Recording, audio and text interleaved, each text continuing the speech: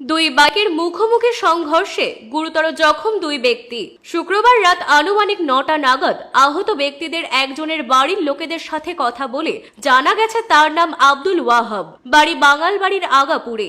গতকাল সন্ধ্যায় তিনি বাইকে করে বাড়ি ফিরছিলেন। পথে কান্তর মোড়ে তার বাইকের সাথে অন্য একটি বাইকের মুখোমুখি সংঘর্ষ হয়। ঘটনায় আহত আব্দুল ওয়াহাব সহ অপর বাইক আরোহীকে উদ্ধার করে প্রথমে হেমতাবাদ স্বাস্থ্য কেন্দ্রে এবং পরে চিকিৎসকদের পরামর্শে রায়গঞ্জ মেডিকেল কলেজ হাসপাতালে ভর্তি করা হয়। মেডিকেল কলেজ সূত্রে জানা গিয়েছে, অপর বাইক আরোহীর নাম কৃষ্ণ দাস, বাড়ি হেমতাবাদে।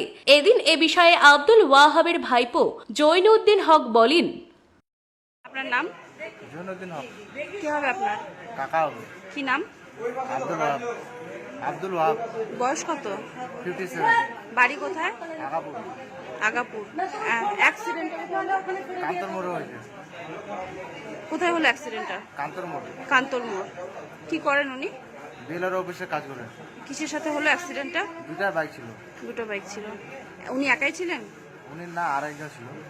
উনি জখম হয়েছেন? না না, ভালো আছে। ভালো আছে। আর একজন যিনি ছিলেন উনি? উনি এই হাসপাতালে আসছে।